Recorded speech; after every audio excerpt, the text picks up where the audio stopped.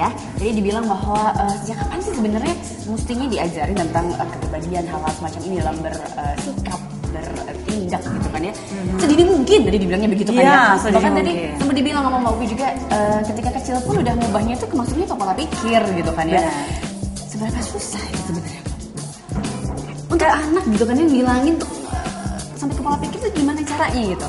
Ya, jadi pembelajarannya lebih kepada bagaimana usia mereka, sifat karakter yang sudah terbentuk selama ini, begitu.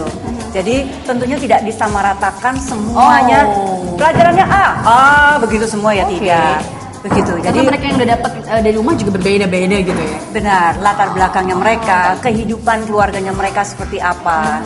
Dari situlah kami mulai mengajarkan sesuai dengan kebutuhan daripada mereka. Oke, ini menarik untuk tahu. Berarti 1, 2, 3, nomor 1, 2, 3, 4 dan seterusnya yang harus diajarkan kepada mereka itu apa? Berdasarkan urgensitas berarti. Yang pertama adalah tentunya tadi pembentukan pola pikirnya mereka. Begitu. Yang kedua adalah tentunya saya mengetahui tadi, misalkan si anak ini ternyata orangnya pemalu ya. Yang satu ini anaknya kasar sekali gitu, memaluin gitu kan ya. Itu tadi. Jadi dari situ saya berkonsultasi kepada, maksudnya menanyakan kepada para orang tua ya. Jadi dari situ saya bisa tahu, ternyata si anak ini dia mempunyai suatu sifat yang tadi ya, katakanlah pemalu itu karena A, B, C dan D. Dari situlah mulai berawal saya melakukannya. Kemudian yang kedua adalah kembali kepada bisa karena terbiasa itu tadi. Jadi mereka harus melakukannya. Oleh karena itu di dalam kelas ini lebih banyak kepada praktek.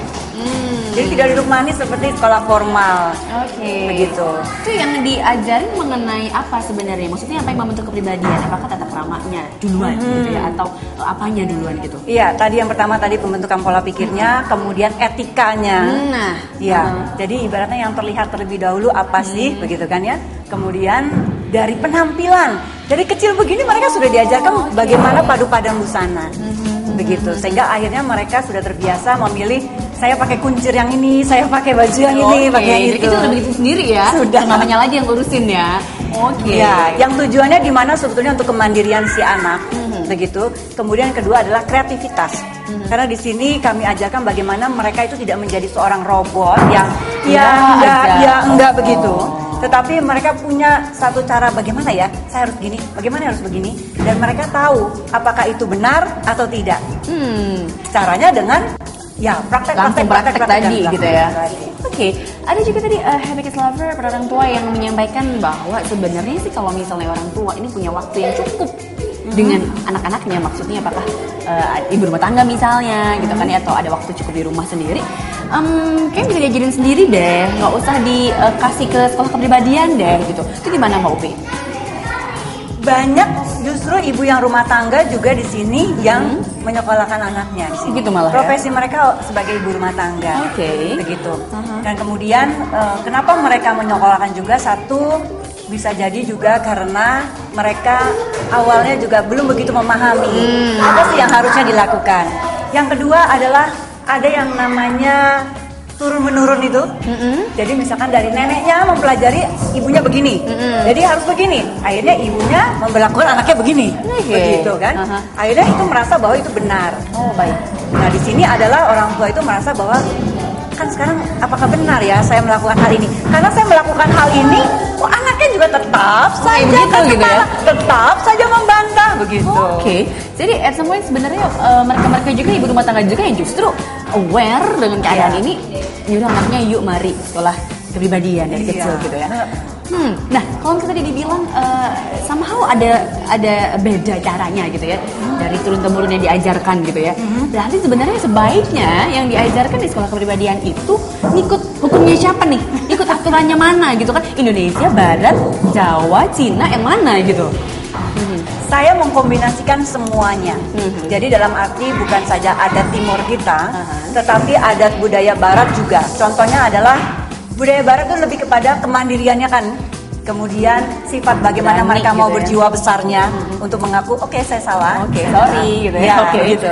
Jadi hal-hal yang positif dari budaya barat itu saya masukkan juga, tentunya untuk sebagai sifat etika sopan santun itu tadi.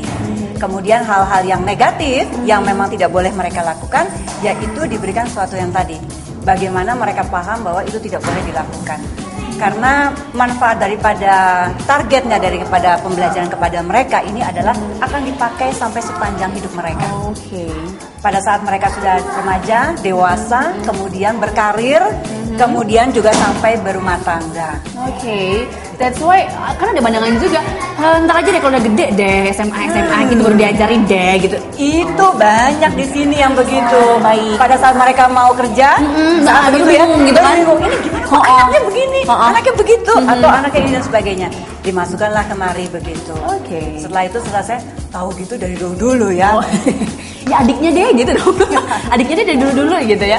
Oke, jadi bener kalau dipakai untuk kerjaan itu juga bisa ya. Oh iya. Mulai dalam kerjaan. Iya, Gitu. Dan nantinya ketika si anak ini sudah gede gitu toh ya. Benar, Oke. dalam bekerja, dalam bersosialisasi, kemudian juga bagaimana mereka bisa menangani suatu permasalahan. Jadi oleh karena itu mereka tidak hanya pembelajarannya di kelas, tetapi mereka praktek. Praktek dalam arti kata misalkan ke sekolah kepribadian, mereka bicara di depan orang banyak. Oke. Pada saat itu kan bisa jadi dia lupa kan, aduh saya mau bicara apa. Biasanya kalau anak itu kan langsung ya gitu kan. Stres ya. Ya. Oke. Nah ini dilatih adalah mereka pada saat di atas panggung tetap manis sambil mikir apa yang harus saya lakukan. Itu Oke. maksudnya adalah pengertiannya bagaimana mereka bisa menangani suatu permasalahan dalam hidup ini nantinya. Oke, baiklah. Jadi apa yang diajarkan dari kecil pun ternyata bukan cuma setahun 2 tahun ini aja ngefeknya, diharapkannya begitu, tapi Benar. sampai selamanya seterusnya gitu Ya. ya Mbak ya, bener. Dan bisa disampaikan mungkin terakhir ini ada pesan mungkin atau yang bisa disampaikan untuk Happy Kids Lover juga nih kalau ngomongin tentang kepribadian di usia muda, usia anak-anak bahkan. Ini seharusnya bagaimana sih para orang tua menyikapinya Mbak Upi? Iya, banyak daripada mereka untuk yang zaman era sekarang ini adalah lebih kepada skill yang mereka berikan. Les ini, les itu, les ini dan sebagainya. Itu baik, satu sisi pasti baik karena menambah wawasan ya. Tetapi jangan juga dilupakan bahwa untuk mental, personality mereka, kepribadian mereka, cara mereka menghadapi suatu masalah, sikap mereka. Karena apa? Menurut saya apabila mereka mempunyai suatu kepintaran atau kelebihan, tidak akan ada artinya kalau etika, mental, kepercayaan diri mereka itu tidak sesuai dengan sebagai idealnya manusia ya. Oke. Contohnya misalkan begini, dia boleh pintar di sekolah, tetapi dia itu pemalu, dia tidak percaya diri dan mungkin dia kasar. Oke. Atau mungkin dia sombong. Oh saya pintar, Pintar gitu gini kan ya, ya. gitu ya. Kamu apa sih? Oke. Keluar kata-kata kamu payah gitu aja nggak bisa. Oh. Hal seperti itu tentunya akhirnya membuat lingkungan itu kan tidak akan mendukung dia, begitu. Hal Sudah seperti itu begitu juga kesuksesan juga akan jauh dari dia ya. Jauh.